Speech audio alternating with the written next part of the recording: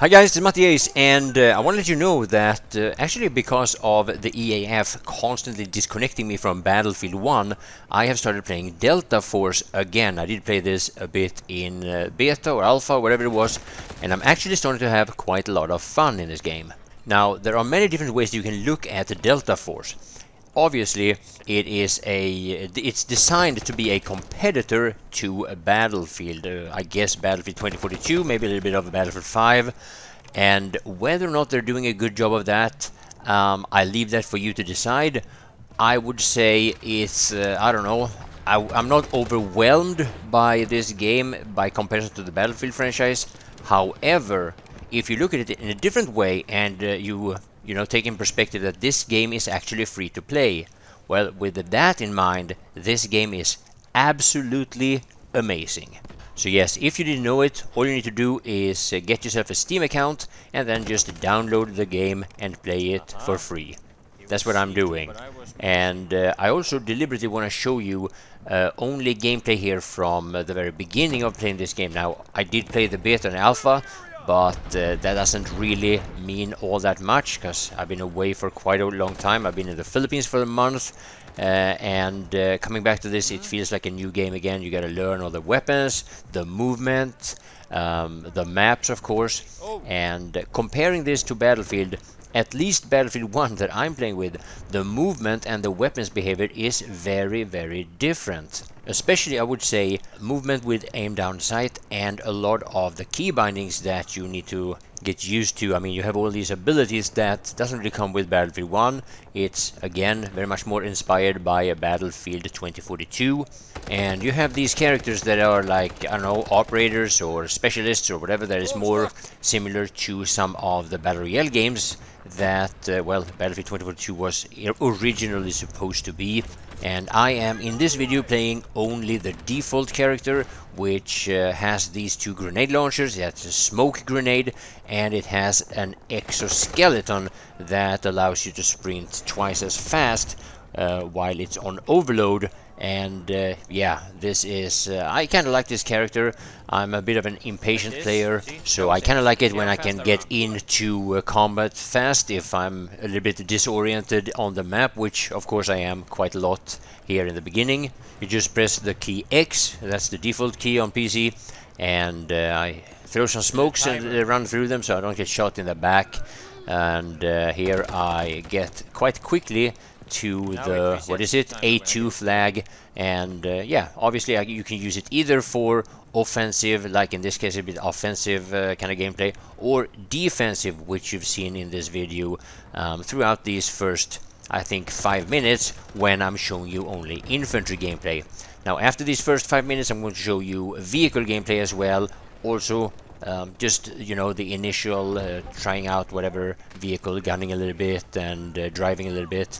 And I know a lot of people have had a little bit of hard time adapting to this game. It's kind of surprising that they've made a lot of the things in the menu, for example, and a lot of the names of like game modes and stuff like that.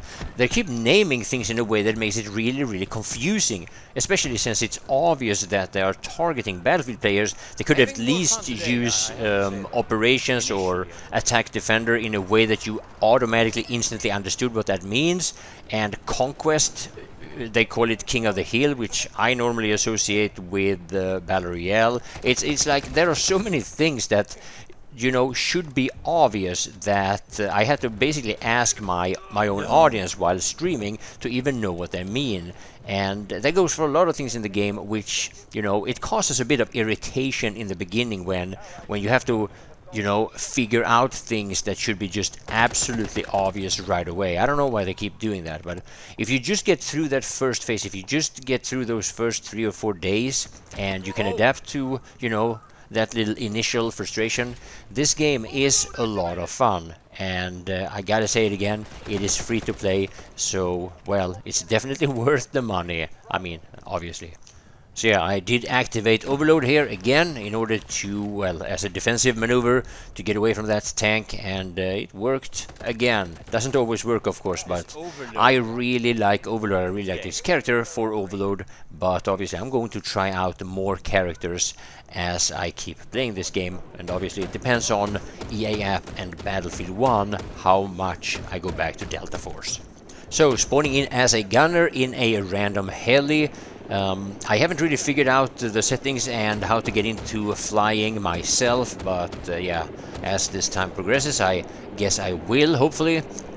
Now, obviously, the one thing that I would really like to do is to play with a full four-man squad, but this game is for, well, for obvious reasons, not really attracting my normal Battlefield 1 community, which, well, I guess it goes without saying, but if you copy a game that is very, very unpopular among Battlefield 1 players, well, you most likely are not going to attract Battlefield 1 players. Something that has led to a lot of people asking, why? Why would you, if you are making a Battlefield-inspired game, why would you choose one of the least popular games to copy when, you know, a game like Battlefield 1 was far, far, far more successful every possible way of measuring it? Why not go with that? Well, never mind. I mean, I guess you could argue that you know, because it had so many negative or had so much negative feedback, maybe they want to show you what it should have been like, or I don't know. There are thousands of different ways you can argue this. Again, it has a lot of what we have in Battlefield. One of the things that is missing, in my opinion, is of course destruction. A lot of people have pointed that out. And to start off now with the game being in its early stages, it is lacking maps, in my opinion. You know, there should be a little bit more maps, but you know, depending on the success of this game, the devs are probably going to add that to it. Also, key bindings were a mess for me. I've been struggling with it quite a bit, but I'm slowly getting the hang of it. So you know, if you have any suggestions, if you wanna see what this game is like, please check out my streams. It's on my main channel. The link is of course in the description. I would say be a little bit open-minded.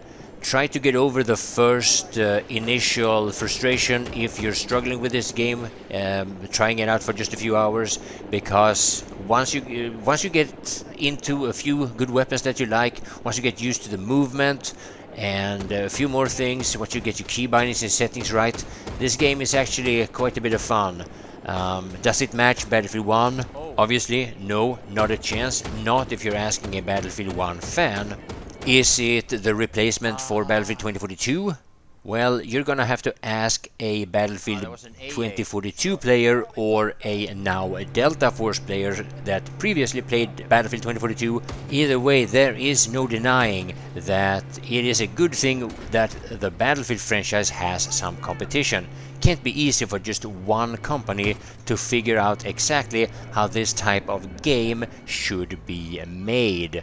Anyway, the rest of the video is going to be a bit more vehicle gameplay. I hope you will enjoy it, and hopefully I will see you all in the next live stream. Thank you for watching. Okay, that didn't happen, okay.